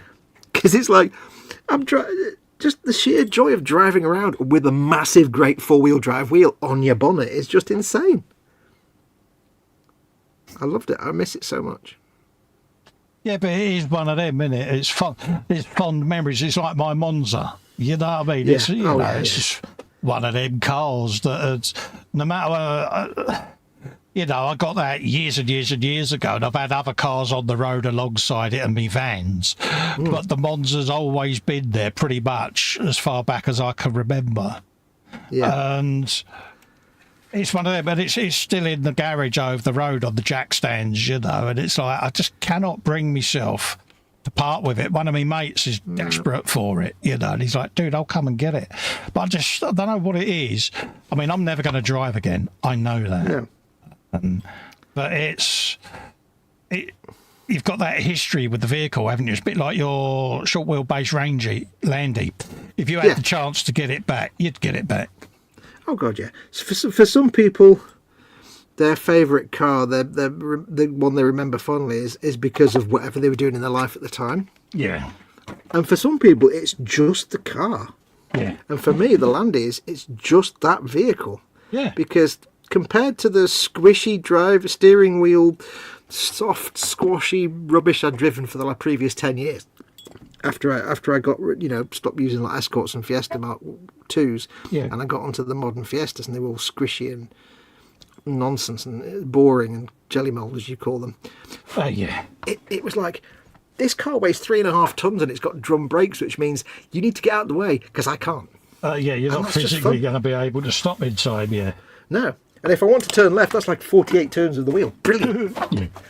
I have to plan turning in advance, a long way in advance. I always remember there was a car trapped down a bridle path, gone down the verge. And we got down there, and it's like, I really need to turn this round so that we can go out, because trying to turn that round in that alley, it was like, I just reversed all the way out, then got to come back in. It was like, because there's no way you could have done it. It's just like Austin Powers in that buggy in the underground cave doing 55 million turns. It's like, that was the one thing that I only had to deal with once, was when you get into a space that's too small and you're like, crap, I can't. It's just when it's that. With the Landy, it wasn't the width, it was the height. Yeah. Because for some of it, like, I remember literally I drove into a car park, shopping, like a shopping mall type thing, and I went over like 4 of the little flower beds because I didn't even see them, and you barely felt. I'm like, because I'm so busy driving, it's like, I just miss that car. Oh, yeah, they are one of them, because after that I had an old Range Rover and it just wasn't the same. No, because Range Rovers were kind of comfortable and, well, theoretically. Anyway. And it was like, it just wasn't the same. It didn't have that long. I mean, at the end of the day, with a Land Rover, you're basically driving just the simple fact that you've got a bus steering wheel. Yes. like that, flat, almost horizontal, and you'd big, thick, solid. If you crash that Land Rover, you're not going to survive. Don't even bother thinking that you're going to ever survive. I've seen a Land Rover where the guy hit a dog and the whole front of it was stoved in, and that's even with the big 2.3 and 2.5 ton engine in it. It's like, yeah, survival rate none. Let's try and get this so that people can actually see what I'm doing. Difficult to get the cameras. What time do you want to go till, buddy? I don't know, 1:45, something like that. Okay. Yeah. An odd time, I know, but... You're at odd time. Yeah. 'Cause that way I can have me dinner and then retire for the night, because, yeah. Mm-hmm. Yeah, you're a bit rough, aren't you, at the minute? Yeah, you know, and I wanted to do the show. It got me downstairs, but... Yeah. One of them. You're one of them. Absolutely. Nothing serious, it's just a bit ropey at the moment. We'll pass. Just one of those days. Yeah, well, I said to you beginning of the week, wasn't it? Got this feeling in me water that I'm going to have a week this week. Don't know why. Mm-hmm. And yeah, you get used to it. I think Mama Wolf just exploded. Oh dear. I could hear from downstairs. She gets the sneezes sometimes. Oh, poor little lamb. Strangely, especially if she eats cheese. Absolutely. Athol says, my first ever Renault Clio bought brand new and went on a run down to my cousin's. I wondered why I used nearly a tank of fuel, 160 miles. Went into the Renault to be told I was on sport mode. Oh, no. Yeah. I remember, what was it? The first of the least Fiestas I got. I felt such an absolute spoon because I got to the petrol station. I picked it up that afternoon, got to the petrol station. I had no idea how to open the petrol cap. Oh, right, yeah. Because I'd been used to put the key in and turn it. But this one, I can't remember what it was now, but there was some thing it did. It wasn't, I don't think it was a button on the dashboard, but it was like there's no keyhole. I can't remember what it was now. But it was the full fuel cap release, yeah. Yeah, and it was like, but I was like, where do I put the key? I had a woman turn up at the workshop back in the day who just got the Focus. Mm-hmm. I can't get a bonnet open. And I said, yeah. I said, I'll show you, love. And walked out and used to spin the full badge over, put the key in it. Said, oh shit, I feel so stupid. Don't worry about it. I think I did something similar with I think with the rental car once was the bonnet I couldn't figure out. Yeah. I said, you'll be amazed at how many people have come in with these cars. I said, it's one of them. How many? Oh, I said, don't worry about it. You didn't know, now you do. Yeah. You did not know, now you are the knowing type of person. Yeah. That's the thing. I remember I got a rental car once, and I'd driven, at that point, I'd driven Fords exclusively since the day I was born, you know what I mean? Yeah. And I got a rental car, and it was a Renault something or other. I did not have a clue about anything in that car because nothing made any sense. I'm like, I don't even know which stick. What? Yeah. None of the symbols were familiar. Nothing was in the right place. I was like, this is just nonsense. Yeah, which stalk does this? Which is the wipers? Which is the lights? Yeah. Yeah, where's my actual fuel gauge? And I got... there was one car I got. It was another Renault, and I think it was... I'd never seen a keyless car before. I was like, I don't even know how to start the engine. What am I doing? Yeah. I had to phone them up. Yeah, just press the button, but I have to have the key in. Yeah. Yeah, it's like the ones where you got to press and depress the throttle in it. Yeah. Yeah. It's like, yeah. And I've only ever driven an automatic once, and it was a Nissan Micra courtesy car while mine was in the shop. Yeah, I love automatics. I'd never driven an automatic before. It broke my brain. I'm like, I don't understand. And it was... I think it was because it was a farty little Nissan Micra that accelerated, like, it did the mile in about 3.5 weeks. So I'd sit there and put my foot down, and it'd just sit there going, yeah, give me a minute. Yeah.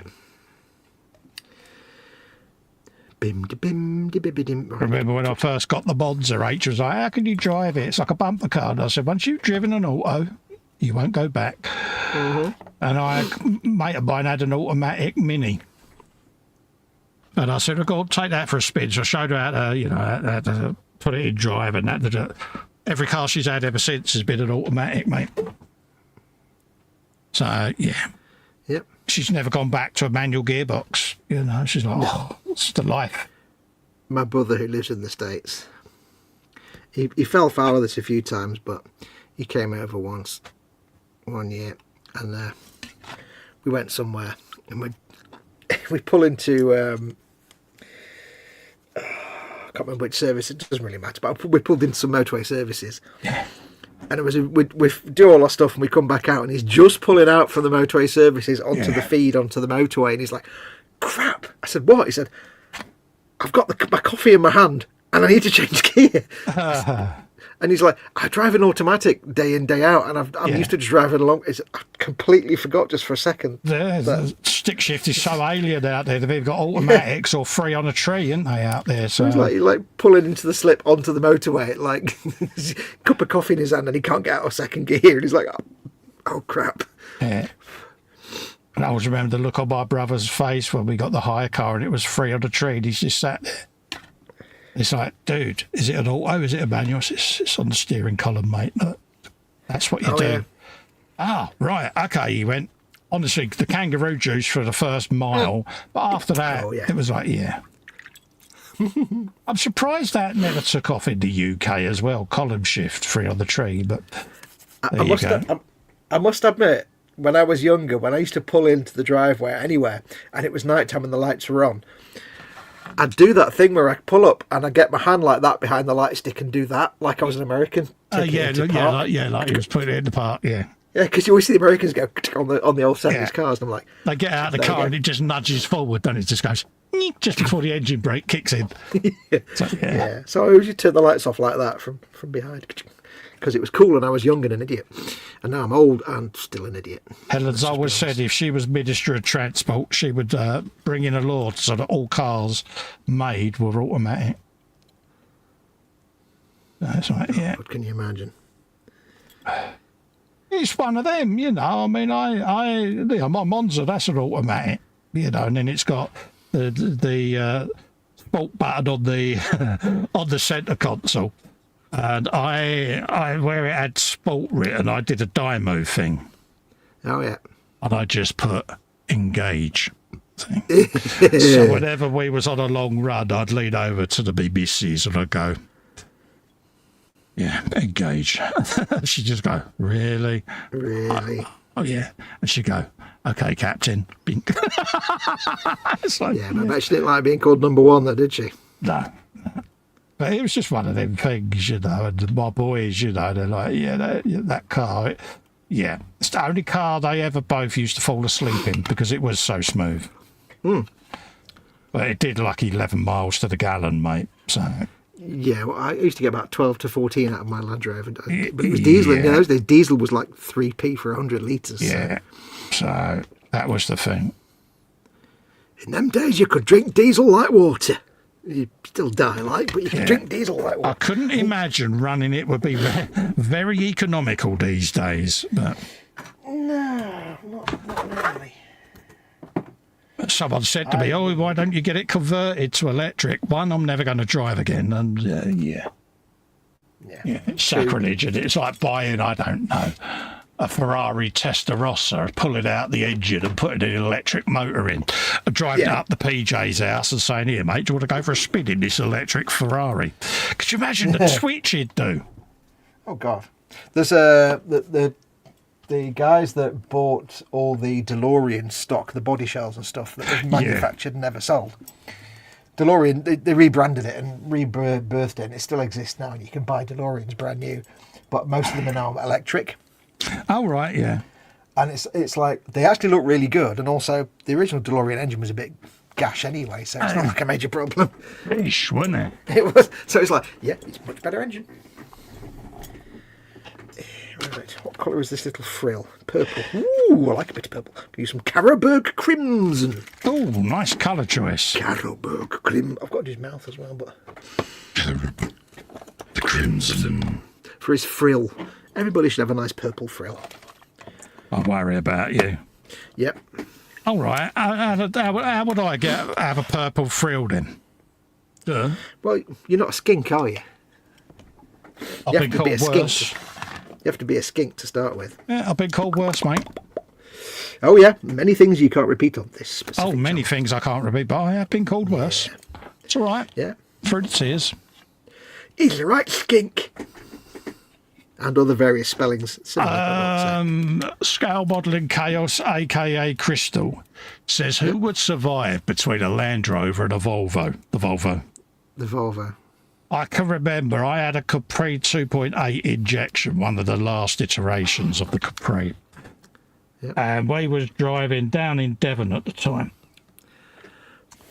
And we came across the 3 litre GT Capri. Absolutely obliterated it was. Mm-hmm. And it had been side impacted by an old Austin Cambridge.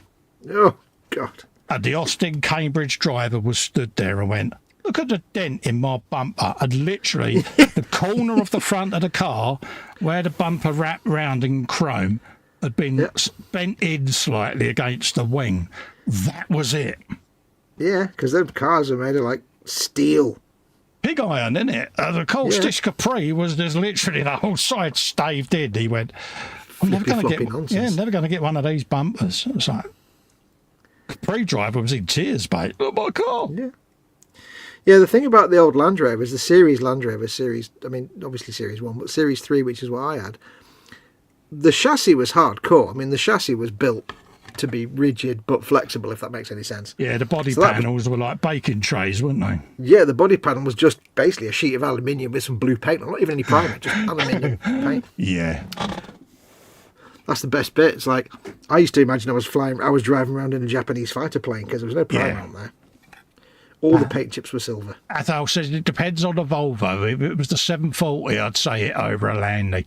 Yeah, they are proper projectiles, them big Volvos, isn't they? Yeah. Yeah. It's like I said, though, that one that hit a dog, and the Landia was a write-off. Yeah. Oh, no idea what the state the dog was in, but probably not good. Yeah, my mate hit a deer in his BMW 3 Series and it obliterated the beamer. Deer didn't come out of it either, but... Did you know one of the highest things that kills people in the US is deer strikes? Really? It's not. I think gun murder is obviously the top one, but one of the highest, most dangerous things in the US. Traffic-related stuff. Yeah, is people driving into deer or deer running into cars because you just total your car and you can be killed. It's like, wow. People don't realise how dangerous these big creatures are to your car. Oh, yeah. You know, it's like moose. The damage a moose can do to a car. Oh, God, a moose would just crush you to dust. I don't know if you ever used to watch a programme called Mythbusters. Yes. But you had them on there, and it was, the Tory and the girl, Carrie Byron. Carrie Byron, Tory, Yeah. And they had simulated a moose out of old rubber tiles and things and were driving cars at it. And the damage this moose would do, because obviously it's quite high up on very skinny, spindly legs. Oh, yeah. And it was always top of the windscreen, driver's head view type things. There have been a lot of fatalities, you know, because of these moose crashes. And they was like, this is why it's happening, because of the height of the moose, you know. And yeah, it's where all the bulk is in the body, which is... A lot of car manufacturers are like, yeah, that explains it. So... yeah, it's all above the crumple zones. Exactly. It would defeat all of that because of the height of it. And yeah, your engine block's just hitting the legs. Exactly. It's taking the legs out. So what you end up with is the whole torso of the animal, which is a solid lump of proper muscle and sinew, coming through and taking it out from about, 2 inches above the dashboard, coming straight through your windscreen. And yeah.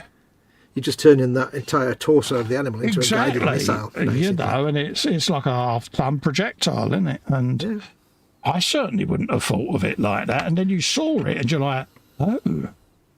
Yeah, you hit that, you're going to have a bad day on the moon. Exactly. You know, and it's the same with deer, isn't it? With the antlers and that, you know, you've got to take that into account because it's a big old animal. Come flying at you. So, yeah. And I can relate to moose because I have been chased many times by an irate moose in Hunter Cold of the Wild because I am that bloke It'll be 100 metres from a moose with my little Ranger 243 rifle, and I take a pot shot at it.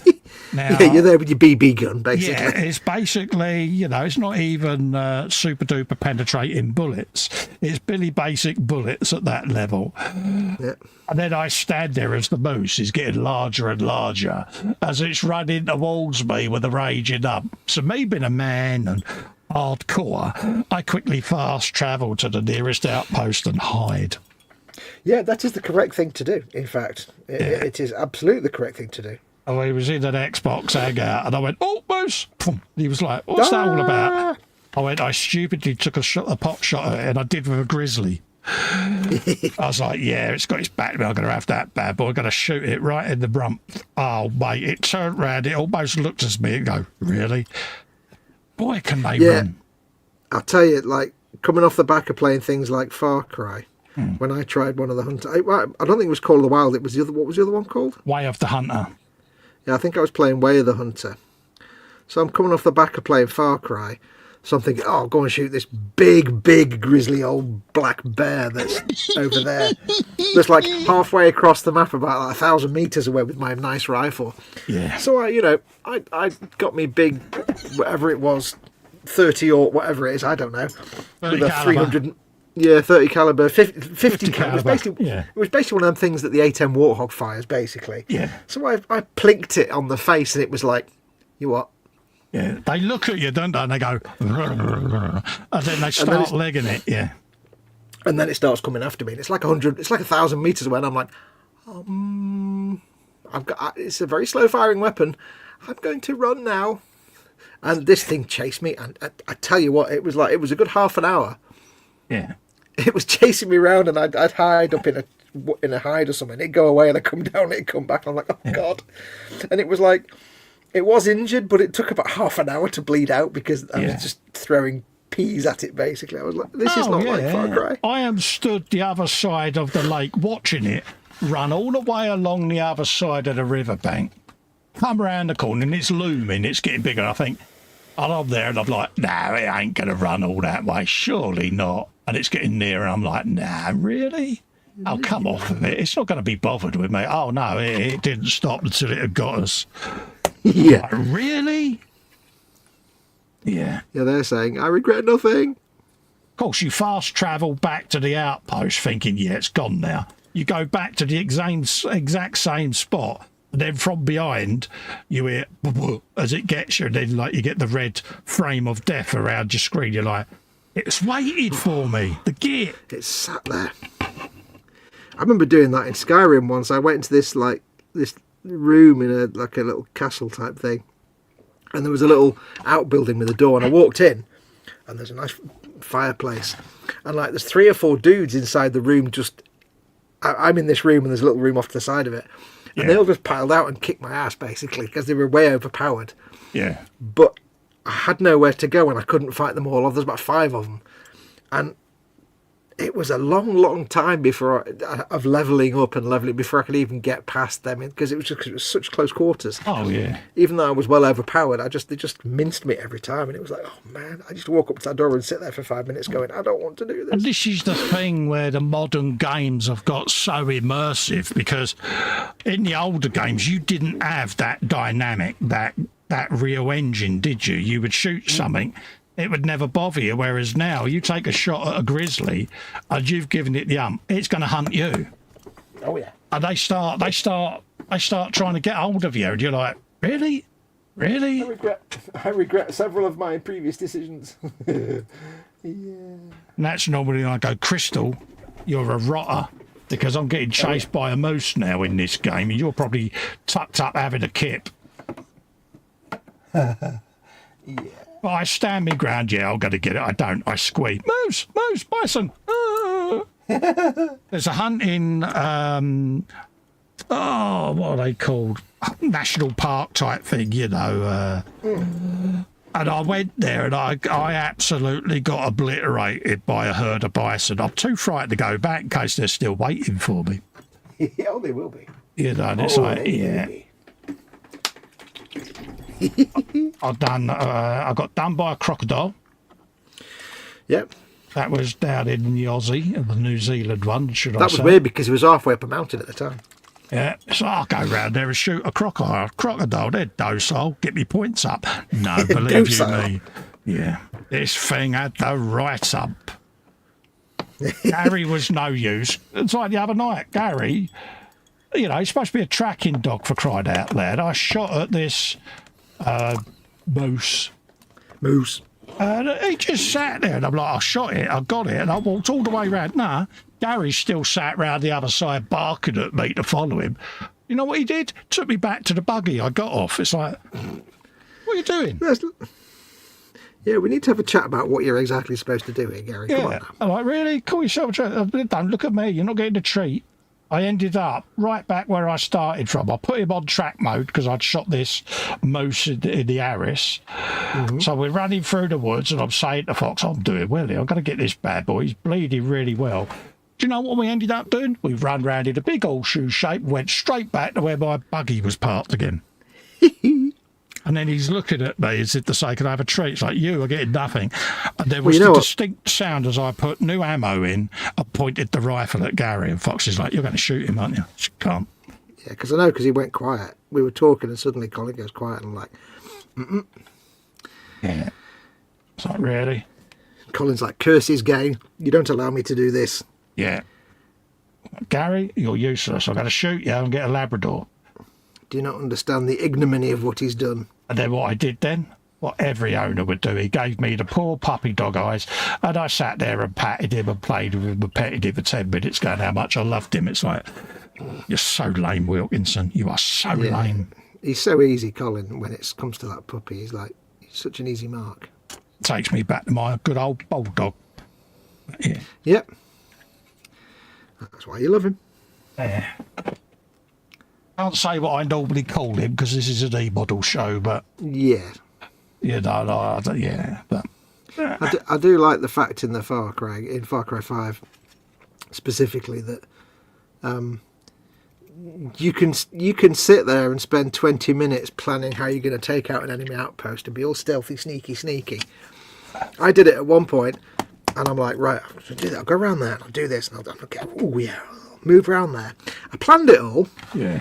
I took 2 steps toward the settlement, and a bear comes in from nowhere and just kills everybody.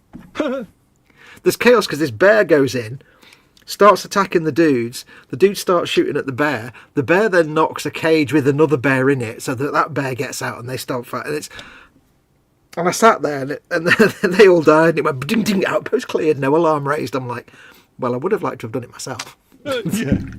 And that was just like, I didn't even fire a single shot. Yeah, that's when you sit there and you're like, really? Yes, right. I'm just going to get some warm water to clean my brushes. Yeah, no worries, mate. I'm just thought it'd be wet, pat it out. I'm moving all my stuff off it. I'll change that for the next show. I'm going to leave that on the side because I really do need to satin coat that so that I can get more into the dust and detritus, but I'm not 100% sure whether I'd coated it or not, and I don't trust myself that I have, so I'll make a point of filming it so that I know I've done it, because I'm getting a bit forgetful. Right, let's pop that in there, along with that and my tissue pins. And then I need to, undecided yet whether to still do this door blue or not. I don't know. There we go. I'm undecided.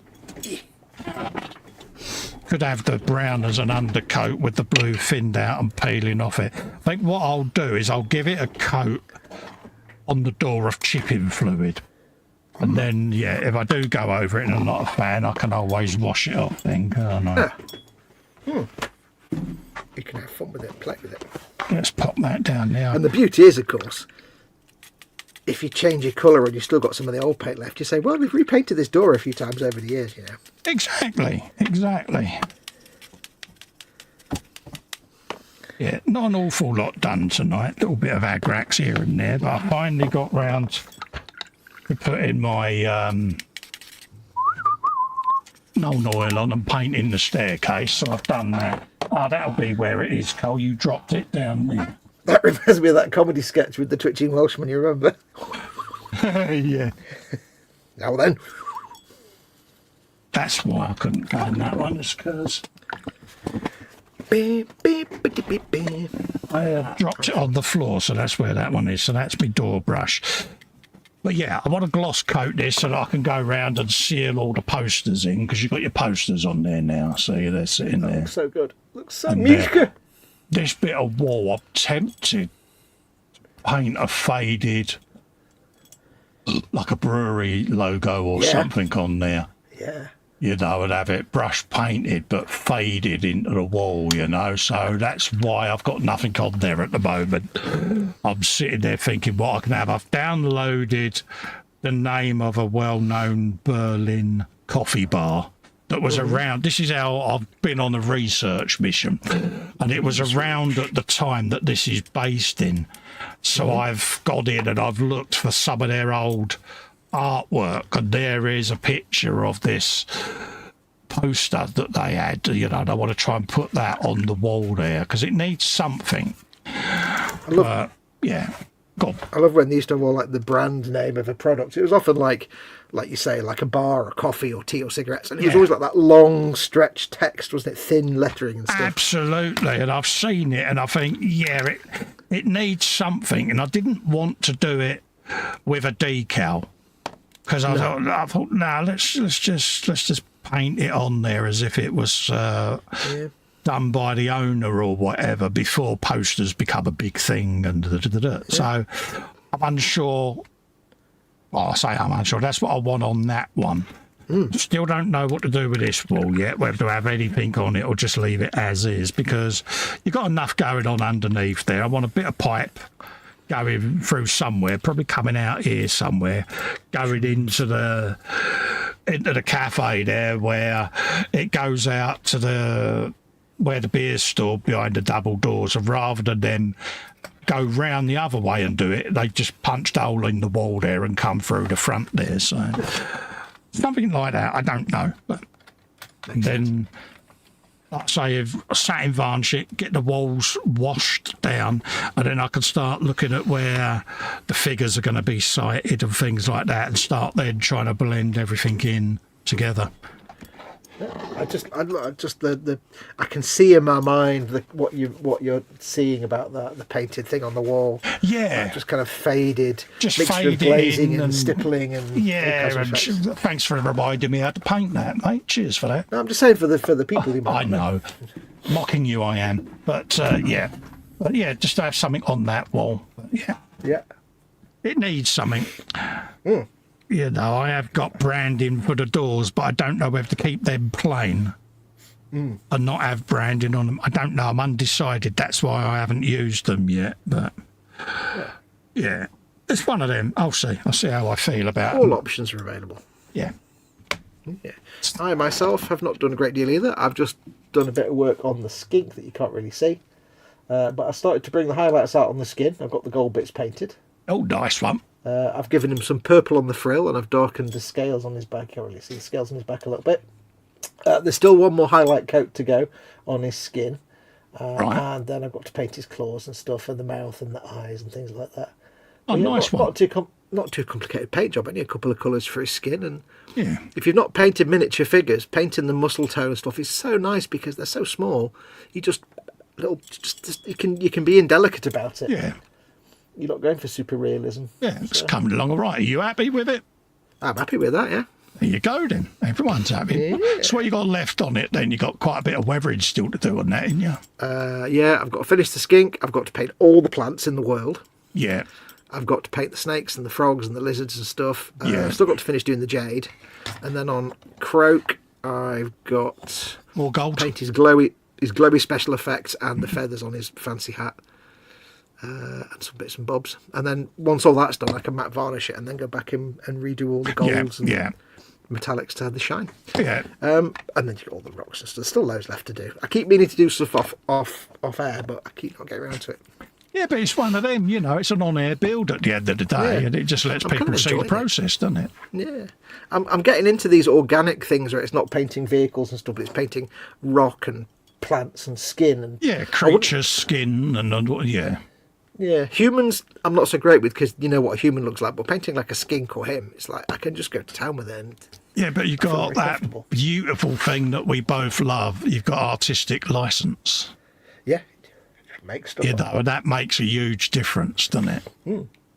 Yeah, it's a good way to practice your brushing with non-human Absolutely. organic stuff because it's a great way.